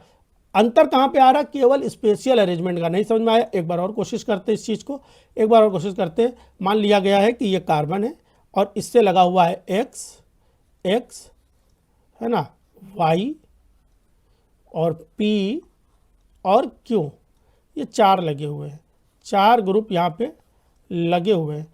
हमने क्या किया, इनको चेंज कर दिया। इनको चेंज किया। मान लिया गया कि ये एक्स, ये बॉन्ड ही रोटेट कर दिया। मान लिया ये था, ये हमने इसको रोटेट कर दिया। इमेजिन करो नीचे पी है, ऊपर एक्स, इसको रोटेट कर दिया तो क्या होगा, सोचो जरा, तो क्या होगा अगर हमने इसको ऐसे रोटेट कर दिया तो क्या होगा, जरा देखते हैं। ठीक है, इसको रोटेट करने जा रहे हैं, इसको रोटेट करेंगे तो होगा क्या, देखो जरा, नीचे वाला x जो है ना, x जो है x वो नीचे और p जो है ऊपर, क्या ऐसा हो जाएगा, क्या ऐसा हो जाएगा, जी सर ऐसा हो जाएगा। ये स्पेशल अरेंजमेंट चेंज हुआ, स्ट्रक्चर वही है, स्पेशल अरेंजमेंट चेंज हुआ, और जो स्पेशल अरेंजमेंट चेंज हुआ उससे बनने वाले स्ट्रक्चर्स क्या कहलाए जाते हैं, वो आपस में क्या होते हैं, आइसोमर्स होते हैं। और वो कैसे आइसोमर्स होते हैं, वो होते हैं इनैंसियोमर्स। क्या होते हैं, इनैंसियोमर्स, इनैंसियोमर्स, है ना। ये किसके इर्द गिर्द चलता है, ये इसी कार्बन के इर्द गिर्द चलता है। और भाई ये खूबसूरत सा कार्बन कौन था, ये खूबसूरत सा कार्बन था अल्फा कार्बन, ये खूबसूरत सा कार्बन कौन सा था, अल्फा कार्बन। ठीक है, इससे स्ट्रक्चर जो बनते हैं उनको बोलते हैं फिशर प्रोजेक्शंस। क्या बोलते हैं, फिशर प्रोजेक्शन। अभी समझेंगे एक एक चीज़ करके, ठीक है, एक एक चीज़ करके अभी हम लोग समझ लेंगे। तो कायरलिटी, उम्मीद है आपको बात समझ में आ गई होगी, है ना, कायरलिटी वाली बात समझ में आ गई। अब हम लोग समझते हैं यहाँ पर दो तरह के अमाइनो एसिड बनते हैं। अभी स्मॉल एल और स्मॉल डी अलग चीज़ थी, अब कैपिटल एल और कैपिटल डी की बात हो रही है। कैपिटल एल और कैपिटल डी की अगर हम लोग बात करते हैं तो amino acid with a chiral alpha carbon can exist in two configuration, capital L और capital D form. Capital L, हर बार कैपिटल बोलना जरूरी है, और capital D designation is based on relative 3D configuration. अभी मैंने दिखाया आपको 3D कॉन्फ़िगरेशन, है ना, हिस्टोरिकली रिलेटेड टू ग्लिसरॉल्डिहाइड। देखो स्मॉल एल और स्मॉल डी जो है वो तो इसके नाम से है लिवो, है ना, लिवो और डेक्स्ट्रो। लेकिन कैपिटल डी कैपिटल नाम दिया गया था जब ग्लिसरॉल्डिहाइड का कॉन्फ़िगरेशन 3D कॉन्फ़िगरेशन देखा जा रहा था, तो वहाँ पर कैपिटल डी और कैपिटल एल दिया गया उसके नाम से। एक्चुअली में एक तरह का एब्सोल्यूट कॉन्फ़िगरेशन बतलाता है ना, उसके नाम से। और उसके नाम पर क्या बतलाया गया, फिशर। फिशर बहुत ही महान साइंटिस्ट है, बायोकेमिस्ट्री की फील्ड में बहुत सारा कार्य किया इन्होंने। फिशर प्रोजेक्शन, उसके नाम पर क्या आ रहा है, Fischer projection of alpha amino acids. क्या है, मान लिया एल अमाइनो एसिड्स या डी अमाइनो एसिड्स। याद रखने का तरीका क्या होता है, एल अमाइनो एसिड्स में अमाइनो ग्रुप जो होता है वो लेफ्ट साइड में होगा, और डी में इसके जस्ट अपोजिट अमाइनो ग्रुप कहाँ पर होगा, राइट साइड पे होगा। तो ये तो आपको देख के ही पता चल जाएगा कि एल अमाइनो एसिड्स है या डी अमाइनो एसिड्स है। देखते हैं, यहाँ पर दिखाने की कोशिश की जाएगी, अभी ये बाद में। ये फिशर प्रोजेक्शन वाली पहले स्लाइड देख लेते हैं। फिशर प्रोजेक्शन क्या बता रहा है, देखो यहाँ पर अमाइनो एसिड देखते हैं कहाँ दिख रहा है, यहाँ पे अमाइनो एसिड यहाँ पे आ गया लेफ्ट साइड में, तो लेफ्ट हो गया तो ये एल अमाइनो एसिड है। यहाँ पर राइट साइड में है, राइट है तो ये डी अमाइनो एसिड है। ये कैसा अमाइनो एसिड है मेरे भाई, डी अमाइनो एसिड हो रहा है। L configuration based on glyceraldehyde, COH on top, R group on bottom, NH2 group on left, है ना। COH on top, R group on bottom, लेकिन NH2 ग्रुप कहाँ पर हो रहा है, राइट पे हो रहा है। ठीक है, यहाँ पर कैपिटल एल और कैपिटल डी का मतलब देखो यहाँ पर क्रॉस करके दिखलाने की कोशिश की गई है, क्रॉस करके बात कही गई, जरा ध्यान लगाइयो। ये लिखा हुआ नहीं है, एल जो है वो बार बार मैंने बोला तब भी गलत कर देंगे। कैपिटल एल जो है वो लीवो नहीं है, कैपिटल डी जो है वो डेक्स्ट्रो नहीं है, डेक्स्ट्रो नहीं है। दूसरी चीज़, ठीक है, दूसरी चीज़ क्या हो रहा है यहाँ पर, ठीक है, माइनस प्लस डेक्स्ट्रो रोटेटरी नहीं होता है, और माइनस माइनस लीवो रोटेटरी नहीं होता है। डेक्स्ट्रो रोटेटरी नहीं होता और दूसरा लीवो रोटेटरी नहीं होता है। ये आपका किसके ऊपर था, Fischer projection of amino acid. बहुत आसान है। Fischer projection of amino acid क्या बतलाता है, अगर आप सोचो तो Fischer projection of amino acids के इनैंसियोमर्स बतलाते हैं, इनैंसियोमर्स बताते हैं, जो एक तरह का स्पेशल कॉन्फ़िगरेशन या 3D कॉन्फ़िगरेशन को बतलाते हैं। ये बताते हैं कि कोई अमाइनो एसिड कैपिटल एल होगा या कैपिटल डी होगा। अगर उसका अमाइनो ग्रुप लेफ्ट साइड में है तो कैपिटल एल, अगर अमाइनो एसिड राइट साइड में है तो कैपिटल डी। अब एक बात और लिखी हुई थी, मान लिया गया कि कोई एक अमाइनो एसिड कैपिटल एल है और उसके लिए कोई एंजाइम है E1, तो मेरे भाई ध्यान ये लगाना, वो केवल E1 जो है केवल एल को ही जाकर के कैटेलाइज कर पाएगी, है ना। एल एलेनिन मान लिया, एल एलेनिन, ठीक। दूसरा है डी और वो है डी एलेनिन। अब E1 जो है इसको तो कैटेलाइज कर देगा, लेकिन डी एलेनिन के केस में इसको कैटेलाइज नहीं कर पाएगा, इसको कैटेलाइज नहीं कर पाएगा। इसलिए बोलते हैं बायोलॉजिकल स्पेसिफिसिटी, है ना, स्पेसिफिकनेस देता है बायोलॉजिकल, मतलब पर्टिकुलर एंजाइम या पर्टिकुलर कोई रिसेप्टर, है ना, पर्टिकुलर कोई रिसेप्टर एंटीबॉडी ले सकते हो कुछ भी, है ना, वो स्पेसिफिक होता है। अगर वो कैपिटल एल या कैपिटल डी के साथ में जाकर के कैटलाइज कर रहा है तो वो कैपिटल एल के साथ कैटलाइज करेगा, डी वाला है तो डी के साथ करेगा, अगर वो स्मॉल एल के साथ कर रहा है तो स्मॉल एल के साथ करेगा, स्मॉल डी के साथ कर रहा है तो स्मॉल डी के साथ करेगा। ये स्पेसिफिकनेस आया किसके कारण? Just because of the chiral carbon, chiral alpha carbon. ठीक है, उम्मीद है पूरी बात आपको समझ में आ रही होगी। बस ये लास्ट टॉपिक है, बस बस बस बस, है ना, बस खत्म। ठीक है, देखते हैं कैपिटल एल डी और प्लस माइनस, है ना, बताया जा रहा है इंडिकेट्स कॉन्फ़िगरेशन, ये ऑप्टिकल रोटेशन बतलाता है कैपिटल एल कैपिटल डी के केस में, है ना, और इस प्लस माइनस जो है वो क्या बतलाता है, आपका डी और एल लिख सकते हैं प्लस माइनस को। ये क्या बतलाता है? ये क्या बताता है आपका optical rotation based on the relative configuration, based on the direction of light rotation. Minus का मतलब लिवो रोटेटरी है, प्लस का मतलब डेक्स्ट्रो रोटेटरी है। यहाँ पर कैपिटल एल का मतलब लिवो रोटेटरी नहीं होता, मैं बार बार इसलिए लिख रहा हूँ क्योंकि गलत ना करना आप लोग, और कैपिटल डी का मतलब डेक्स्ट्रो रोटेटरी नहीं होता है। बाकी जो चीज़ें जो बताई गई हैं वो यहीं पर हैं। ठीक है, एक बात और यह ध्यान रखना कि कैपिटल एल और कैपिटल डी प्लस और माइनस ये दोनों अलग अलग इंडिपेंडेंट प्रॉपर्टीज़ हैं, बताया है, समझाया पहले भी। इंडिपेंडेंट सर कैसे? क्योंकि ये ऑप्टिकल एक्टिविटी पे डिपेंड करता है, ये ऑप्टिकल एक्टिविटी पे डिपेंड करता है और ये रिलेटिव कॉन्फ़िगरेशन पे डिपेंड करता है। उम्मीद है इतनी बात समझ में आ गई होगी। पहली डेमो क्लास जो है वो कंप्लीट होती है। ठीक है, आप लोग थोड़ा सा सपोर्ट करिएगा, जो भी जानने वाले हैं आप लोगों के उनको कॉल करके उनको वीडियो सेंड करिएगा। ये फ्री वीडियो है, फ्री यूट्यूब पे भी मिलेगी, फ्री हमारे एप्लीकेशन पे मिलेगी, है ना, फ्री एप्लीकेशन पे भी मिल जाएगी। और हो सकता है मैं अपने फेसबुक जो ग्रुप है हमारा उड़ान बाय डॉक्टर कुलदीप सोनी, उस पर भी अपने चैनल पे, फेसबुक चैनल पे भी इसको पूरा अपलोड करने की कोशिश करूँगा, देखता हूँ होता भी है कि नहीं। ठीक है, तो चलिए आज हम लोग दूसरी क्लास में मिलेंगे, दूसरी क्लास में मिलते हैं, दूसरी फ्री डेमो क्लास में मिलते हैं। तब तक के लिए बाय बाय, थैंक यू।